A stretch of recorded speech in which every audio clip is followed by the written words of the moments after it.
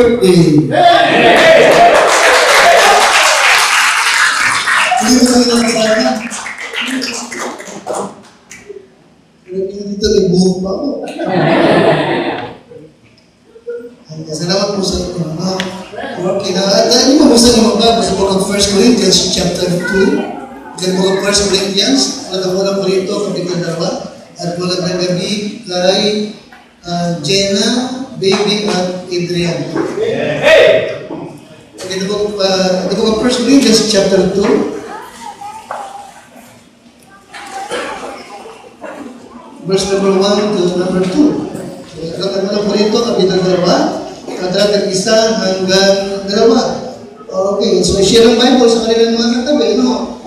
Unang Korinto, kapitan 2, verse number 1 to number 2. Okay, nakatala po ninyo? Yes. Sabi ni Pablo, and I, brethren, when I came to you, came not with excellency of speech or of wisdom, declaring unto you the testimony of God. For I determined not to know anything among you save Jesus Christ and Him crucified. Save Jesus Christ and Him crucified. Okay? Binanggit ni Pablo sa Galatians 6:14, but God forbid that I should glory save in the cross of our Lord Jesus Christ. Wala akong ibang maipagmamalaki. Wala akong ibang maipagmamakuli maliban sa krus ng Panginoong Heso Kristo. At yung aking unang karata na binasa, sabi ni Pablo, nang ako'y dumating dyan sa inyo, ay hindi ako dumating dyan na gumamit ng mahuhusay na panalita upang aking i-declare sa inyo ang mga patotoo ng Diyos. For I determined not to know anything among you maliban kay Yesu Kristo na ipinako. Okay, so ngayong gabi ay doon ko ibig na magpunta tayo sa ating pong pag-uusap. Ibig kong pag-usapan ngayong gabi, why was Jesus' death unique? Why was Jesus' death unique? At bakit ito kakaiba? Okay, anong ipinagkaiba nito sa kamatayan ng ilang mga famous na mga tao na nabuhay noon pa at magpahanggang sa ngayon? At bakit nga ba mahalaga sa atin na ipangalan, ituro na si Kristo ay namatay? Kaya naman dahilan, ano ba ang pagkakaiba ng kanyang kamatayan sa kamatayan ng ibang kilalang mga tao? Dakilan Diyos sa kubing pagkabayan, humihingi ang iyong lingkod ng kapangyarihan, ng kalakasan, ng tinig. Dumadalangin ang iyong kabalingkod upang lahat ng mga taong narito, maging iyong mga anak, ay muling makapakinig at matuto, mahamon, mapalakas, mapatibay ng iyong salita. Gamitin mo ko dahil ito sinihilig dito sa pangalan po ng aking Panginoong Jesus. Amen. Now, binanggit din ng Hebrews chapter 2 verse number 9 tungkol kay Jesus Kristo na kanyang tinikman ang kamatayan.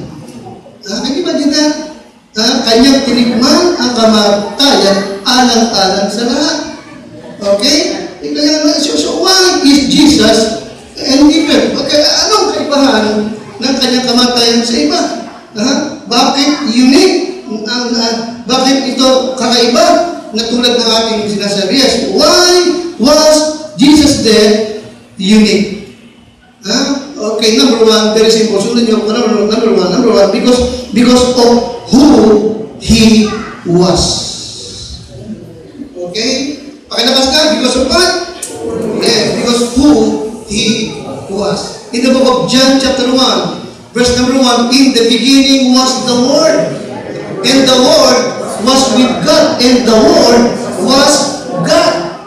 Listen to that. The Word was God. Nang pasimula, siya ang salita. the Logos. At ang salita ay sumasa Diyos at ang salita ay Diyos. Di ba namin? In verse number 2, alinman sa lahat ng ginawa ay hindi ginawa kung wala siya. Di ba namin? So yung word na mula pa noon ay kasama ng Diyos. Di ba namin kasi? Amen? Hindi siya galing sa Diyos, siya kasama ng Diyos noon pa man. At alinman sa lahat ng ginawa, hindi ginawa kung wala siya. Di ba namin? Yung mula sa lahat. In verse number 14, at nagkatawang tao, and the Word became flesh. Di ba namin? Yung salita ng Diyos, na nung una may kasama ng Diyos, nagkatawang tao. Di ba namin? Yes, Christian, why was Jesus there unique? Ano number one? Because of who He was. Pakaibigan, yes, Jesus Christ is God in the flesh. Ano sabi ko? Jesus Christ what? He is God in human flesh. Siya yung Diyos na nagkatawang tao. Alright? Now, alam niyo mga kaibigan, kapatid, noong pa na, panahon pa nila Augustus Caesar, Julius Caesar, na mga Roman Emperor, marami sa kanila, ay nagkiklaim na sila'y divine, sila'y Diyos. Naghahanap at isinasa batas ang pagsamba ng tao sa kanila. Alright? But only Jesus Christ truly was God. Di ba namin? Until na maraming nagsasabihin sila yung Diyos. Sila ang Kristo. But uulitin ko, Jesus Christ siya yung tunay na Diyos. At walang ibang katulad niya. Alright? Nang galing sa langit at bumalik at muling umakyat, pabalik doon sa langit. Walang nakagawa niya. Yes, ito ang kaibahan ng ating Panginoon Kristo. Okay? He is God in human flesh. Amen? Amen? Amen? Namatay, nilibing, nabuhay na muli, at umakyat, pabalik ng langit. Alright? Now, napakaraming ibig na sirain ang pagkakilala natin sa Kanya.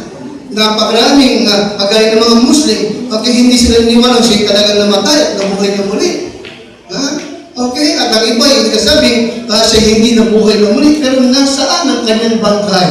Nasaan ang kanyang libingan? Kung talagang ipinaglalaban nila, hindi siya Diyos, hindi siya yung Mesaya, hindi siya nabuhay na muli. Okay, nasaan ang kanyang bangkay? Nasaan ang kanyang mga buto? Nasaan ang kanyang pinagliwan? Libong taon na pero wala silang magawang walang magawa upang patunayan na mali ang ating pananampalataya. He is God manifested in the flesh. Yun ang kaibahan niya sa lahat. Okay? Siya lamang yung Diyos na nakatikim ng kamatayan. Okay? Ba't kinakailangan niyang mamatay? Bakit kinakailangan magkatawang tao pa na niyo? Alam niyo, sapagkat ang Diyos, sa kanyang pagiging Diyos, hindi mamamatay ang Diyos. Pero si Kristo ay Diyos na nagkatawang tao. Bakit? Para tikman ang kamatayan. Ito'y ginawa niya, ito'y ginawa niya alang-alang sa'yo. Ikaw ang dahilan ng kanyang pagdurusa, ikaw ang dahilan ng kanyang kamatayan. Okay. Now, He proved na siya Diyos. Hindi lamang sa magitan ng mga miracles na kanyang ginawa. Bumuhay ng mga patay, nagpalakad ng mga lumpo, yung mga pinanganak na walang mata, nagkaroon ng mata at nakakita. Are you with me? Okay, you see, hindi lamang yung mga miraculous deeds ang nagpapatuloy na siya Diyos, kundi higit sa lahat yung kanyang muling pagkabuhay mula sa mga patay. Okay? Yes, by His resurrection from the dead. Alright? At talagang totoo, no? Yung kanyang pagiging Diyos. Maraming nagsabi, okay, kung talagang siya, bakit wala siyang sinabi na ako'y Diyos at ako'y sambahin niyo? Wala ba siyang sinabi na siya Diyos in the book of John chapter 10 and verse number 30. The book of John chapter 10 verse number 30. Okay, basahin natin po lahat. John 10:30. Anong sabi ng Panginoon? John 10:30. Ready? Basa. I and my Father are one. Sa Tagalog, ako at ang Ama ay iisa. You see that? Ang nakakita sa anak, nakakita sa Ama. Ang nagpupuri sa anak, nagpupuri sa Ama. Amen siya? So why was Jesus then unique? Yes, iba because of who He was. He is God in the flesh. Secondly, because of what it accomplished. Pakilakasan, bakit unique yung kanyang kamatayan? Ang pangalawa, because of what? Yes, because of what it accomplished. Okay? You see, his death was not, yung kanyang kamatayan, hindi kamatayan ng isang dakilang tao lang o kamatayan ng isang bayani. Yung kanyang kamatayan, hindi kamatayan ng isang martir. His death was that of a Savior. You follow me? His death was that of what? Yes, ito'y kamatayan ng isang tagapagligtas. Ito'y kamatayan para sa ating kaligtasan. Alright? Siya'y namatay ng dahil sa atin. But God commended His love toward us in that while we were yet sinners, Christ died for us. Amen? Siya'y namatay ng dahil sa atin. Amen? Kaya nga sabi niya doon sa kanyang pinagaling na nanampalataya, okay, now, magaling ka na, huwag ka lang magkasala. Sin no more. Amen? Kaya ang tunay mong naligtas, kung talagang patuloy ka po sa bilang sa inyo, hindi mo na iibigin pa ang pagkasala. Diba lang yun? Hindi mo na iibigin ang kasalanan mo. Tatalikuran mo yan sapagkat nakakilala ka na kay Kristo. Siya'y namatay ng dahil sa iyong mga kasalanan. Diba lang yun? Maraming mga ignorante tao, galing sa Hudyo, di ba? Ng mga Arab, ang tawag na sa Hudyo ay Christ killer. Sabi kayo mga Hudyo, kayo pumatay kay Christ. But the truth is, hindi Hudyo. Ang dahilan ng kanyang kamatayan ay dahil sa tayo ay nagkasala. Di ba namin? Siya'y namatay ng dahil sa iyong kasalanan. Maliwanag ba yun? Amen? Amen? Because of what it accomplished. He came into the world sa isang kadahilanan lang, to become the final, nakikinig ka sa akin? Nakikinig mo ba kayo? He came into the world, okay? This is a faithful saying and worthy of all acceptation that Christ Jesus came into the world. Siya'y naparito sa sanlibutan, di ba? Upang iligtas tayo makasalanan and to become the final and complete sacrifice for sin. Amen? Kaya nga, mula nung siya mamatay, inihinto na yung pagpatay ng mga tupa at ng kambing at yung paghahandog ng dugo. Tapos na yun. Sapagkat yung kamatayan ni Kristo is completion ng sakripisyo. Hindi na dapat, wala nang papatayin hayop, hindi ka na maghahampas ng iyong katawan, hindi na kailangan mamakat ka pa ng palong, hindi na kailangan yun. Amen? O naihandog na niya yung kanyang katawan, once and for all, at siya nabuhay na muli mula sa mga patay. In Matthew chapter 20, and verse number 28, Matthew 20, verse number 28,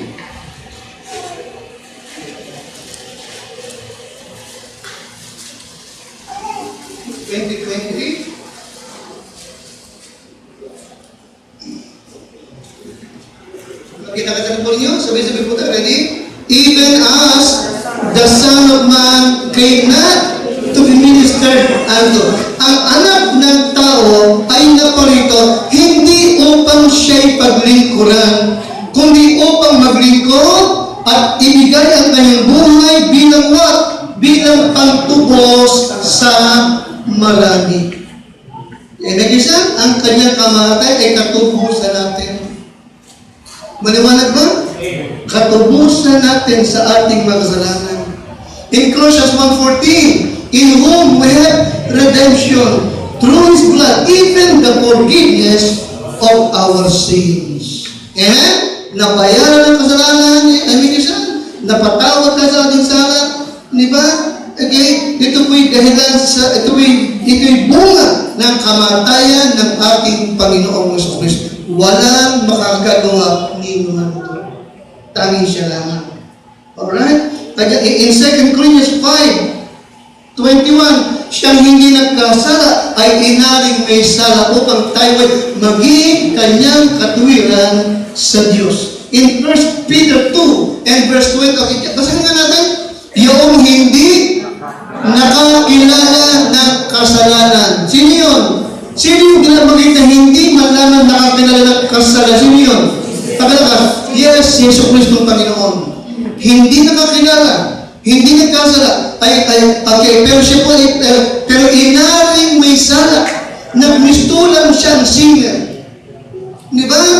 Okay? Para kanino? Bakit niya ginawa niyo? Dahil sa atin upang tayo maging kanyang katuwiran sa Diyos.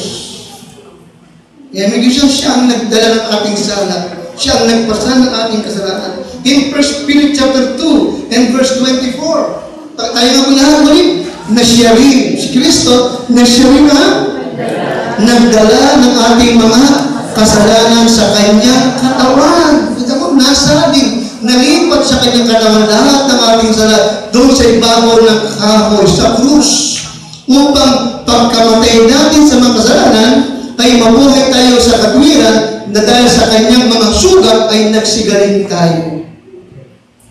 Okay? Yes. Okay. Yung ang kamatay ni Kristo ay unique. Alright? Sapagkat ang dahilan, because of who He was and because of what He accomplished. Amen? Kaya kita mo, ang tanong mo sa lalaki, ano ang kailangan gawin? Ano ang kinakailangan kong gawin? Nakikinig ka sa akin? Ano ang kinakailangan kong gawin upang ako'y maligtas? Ang sagot ng mga relihiyon, gawin mo ito, gawin mo ito, gawin mo ito. Di ba namin? Kung hindi sapat ang ganyan, gawin mo ito. Pero ang sagot ng Bible is what? What? Believe on the Lord Jesus Christ, and thou shalt be what? Thou shalt be saved. Walang ibang paraan, kundi ang manampalataya sa ginawa ni Kristo sa cross ng Kalbaryo. Maliligtas ka. Alright? Now, take a Christian na, kaya nga, yes, the death of Christ is unique. Yung kanyang kamatay, unique. Okay, very special. Alright? Okay, very special. Okay, now, what is very special about Jesus' death? Alright? Okay, bakit ito very special? Alright. Now, idagdag ko ito, number one, lagay nyo, because it is a sacrifice that cannot be duplicated. Nakaupo ninyo? The death of Christ, nakalakas, a sacrifice that what? Cannot be duplicated. Hindi na pwede pang ulitin. Di ba namin? Wala nang sino man pwedeng gumawa kung kanyang ginawa. It cannot be duplicated. Tapos na! Amen? Kaya suminaw nung siya nakapako sa cross, it is finished! Yes, Christian. A sacrifice that cannot be duplicated. Alright? Hindi na kailangan pang magpahampas ang tao pagbigay siya. Hindi na kailangan magpapako ka pa sa krus. Hindi na sa magitan ng mga gawa, ikaw maliligtas. Amen? Sapat ang ginawa ng ating Panginoong Jesucristo. Ano pang idadagdag mo sa kanyang ginawa? In Hebrews chapter 9 and verse number 26, Hebrews chapter 9 and verse number 7, basahin nga po natin. Sa ibang paraan ay kailangan na siya'y magbatang madalas mula ng itatag ang sanlibutan. You see? Yung iba kasi nung unang panahon, paulit-ulit ang sakripisyong ginagawa. Di ba? Madalas, taon-taon. Dapat ngayon ay minsan siyang nahayag sa katapusan ng mga panahon upang alisin ang kasalanan sa pamagitan ng pagkahandog ng kanyang what? Kita mo? Inihandog niya yung kanyang sarili. Once and for all. Hindi na kailangan pang ulitin. Kaya may gusto? Hindi na kailangan pang ulitin. Okay? Walang pwedeng kumopya ng kanyang ginawa. Okay? Yung kanyang kamatay ang nag-alis ng mga kasalanan. Maliwanag ba? Amen? Anong binapag-usapan doon bakit sinabi na siya yung nag-alis ng sala? Kaya nga ang kaligtas ni Suwag, hindi na ito same question but what Christ question is napakita na gaano man dami ang sala mo, napakasama mo ng tao. Kung tunay kang mananalig kay Kristo, hindi na ko question ang sala mo. Ang question na Suwag, tinanong ko ba si Kristo tagapagligtas? You follow me? Gaano man dami ang sala, makaliligtas ka, makapatawag ka, anong kailangan lang? Believe on the Lord Jesus Christ. Pero kung hindi mo siya tatanggapin, sa araw mo na ngayon, hahatulang ka, sisingilin ka sa lahat ng iyong kasalanan. Pero kay Kristo, inalis niya ang sala. Kaya hindi na same question but what? Christ question. You see? Secondly, it is voluntary. Una, sacrifice that cannot be what? Duplicated. Unin niyo po ito. Secondly, ito ang kamatay ni Suwag ay what? Voluntary. Hindi siya napilitan at walang sino mang nagtulak sa kanya. Ito'y voluntaryo niyang ginawa. Amen? Sarili niyang kapasyahan. Are you me? Amen? He is very willing. He is very willing to give his life a ransom for many. Yan ang isa. Voluntaryo. Okay? Ang kanyang kamatay, minsan ka pala ay isang bagay na hindi mo pwedeng sabihin na hindi na lang naiwasan. No. Pwede pa siya umiwas. Diba alam niyo? Papakita ko, pwede siya umiwas. Okay? Alam niya, kasi ka pala, alam ng Panginoon na pag nagpunta siya doon sa Garden of Gethsemane, doon ipagkakalusan ni Judas. Alam ng Panginoon, pero may punta pa rin siya. Alam ng Panginoon na pag na siya nagpunta ng Jerusalem, ipapako siya, pero nagpunta pa rin siya. Don't forget that. Pwede siya umiwas. Alright? In John, okay, still niyo po, okay, in Matthew chapter 16, 21. Matthew 16, 21.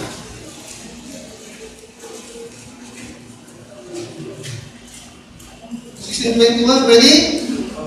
Sabi-sabi na, ready? Basa. From that time forth, Jesus began to show unto his disciples how that he must go unto Jerusalem. Kita mo? Okay, you see, maaga pa, binabanggit na niya sa kanyang mga disipulo na kinakailangan siya magtungo ng Jerusalem. For what? Upang magdusa. Di ba? Okay? In many things of the elders and chief priests and scribes and be killed and be raised again the third day. Alam ng Panginoon ng magaganap sa kanya. Okay? You see? But in chapter 20, verse number 17 to 18, alam niya ito magaganap, but in verse number 7, chapter 20, 17 to 18, pinili pa rin niyang magtungo ng Jerusalem, even knowing that he would be crucified there. Alright? Binibili sa 16, di ba? Sa Jerusalem siya magdurusa, ay hinapan mapatayin. Chapter 16. No, chapter 20, nagpunta siya. Chapter 20, verse 17 to 18. 20, 17 to 18. Nandiyan na po kayo? Yeah. Alright, ready? And he said, chapter 20, 17, ready? And Jesus, going up to Jerusalem, took the 12 disciples apart in the way and said unto them, Behold, we go up to Jerusalem, and the Son of Man shall be betrayed unto the chief priests and unto the scribes, and they shall condemn him to death, and shall deliver him to the Gentiles to mock and to scourge and to crucify, and the third day he shall rise again. Naunawaan niyo po ba? Amen? Ang kamatayan ni Kristo Yeshua, voluntary. Inihandog niya ang kanyang sarili para sa atin. Nakikinig po ba kayo? Amen? Kaya, alam niyo, tanong ko kayo, sa ginawang paghahandog ng Lord, ipagkakait mo ba yung sarili mo sa kanya? Nakikinig mo ba sa akin? Amen? Kaya, pag ikinakawa mo, makita mo talaga, anumang hiningin ng Panginoon mo, ibibigay mo. Sa bakit yung kanyang buhay, ibinigay niya alang-alang sa iyo. Naliwanag mo ba? Amen? Yung ating pagdala ng church, umagat ko, napakaliit na bagay. Tama ba ako? Hindi kasi dapat mag-take care. Tama lang, gawin natin ito. Amen? Yung magtulong tayo ng Bible sa mga bahay-bahay, mag-share tayo, tama lang gawin. Hindi mo dapat ikahiya yung Kristong nagdusa alang-alang sa iyo. Okay? Nagsakripisyo, voluntaryo. Alright? And the death of Christ, simply, was victorious. Okay? Kaya yung kanyang kamatan ay unique, pangalawa, special. Unique, ano pangalawa? Special. Bakit special? Because it cannot be duplicated. Ano pangalawa? It is voluntary. Pangatlo, okay, ang kamatan ni Jesus was victorious. Victorious. The death of the Lord Jesus Christ was victorious in that He rose again. Amen? Ito mo'y kamatay. Yes, kamatay. Dapat ito'y kamatay mapagkagumpay sapagat siya'y nabuhay ulit mula doon sa mga patay. At buhay magpahanggang sa ngayon. Okay. Siya'y nabuhay ulit. Revelation chapter 1 and verse 18. Revelation 1:18. 1:18.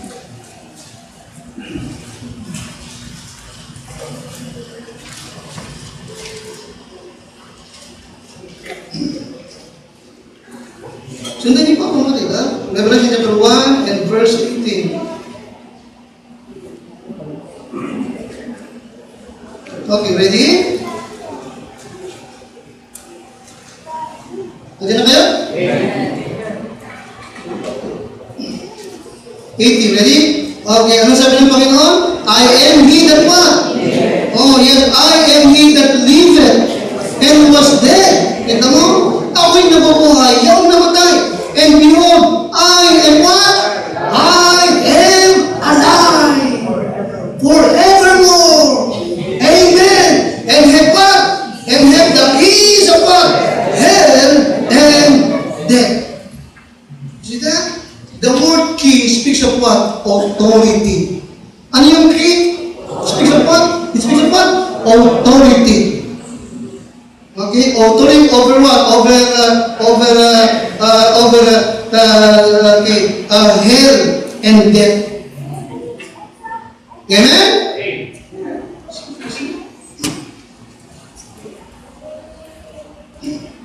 Authority. Kaya yung tao, nung tanggapin mo si Kristo bilang Savior, sabi ng Lord, or death, wala ka ng power sa Kanya. Okay niyo po ba ito? Nasa Kanya yung key. And then hell, hindi mo siya, hindi siya sa'yo. Akin na siya. Nasa akin ang susi. Ngayon ka siya? Okay? Yes. Yung kanyang kamatay ni Kristo ay isang pagtatagumpay. Kapag siya'y nabuhay na muli. Alright? Unique. Ano yung pangalawa? Special. Okay? And lastly, bakit yung special? Lastly, ilagay niya because He died for you and for me. Amen? Unique and special because of what? Pakalabas, He died for you and He died for me. He is my Savior. He is my Lord. Amen? Siya ba'y Savior mo? Ha? Okay. At siya rin ba iyong Panginoon? Ay, hindi gabi. Kung hindi ka patiyak na pag namalagay sa langit ka mapupunta, ito yung gabi para maligtas ka na. Alright? Naghihintay si Kristo sa iyo, tanggap mo siyang tagapagligtas. Kung tinagap mo siyang tagapagligtas, I challenge you tonight, Gawin mo rin siyang Lord ng iyong buhay. Huwag na ikaw ang maghari. Huwag na ikaw ang mag-rule sa sarili mo. Hayaan mo si Kristo ang mag-rule sa buhay mo. Hindi mo ito panginayangan. Hindi ito kaliguyan. Bagkus isang kaliguyan na si Kristo hindi mo magiging Lord ng buhay mo. Tumuyo po tayong lahat. Panginoon, ako po'y dumadalangin sa iyo at nagpapasalamat sa mga katotohanan ito na ikaw, dakilang Diyos, aming Panginoon sa Kristo,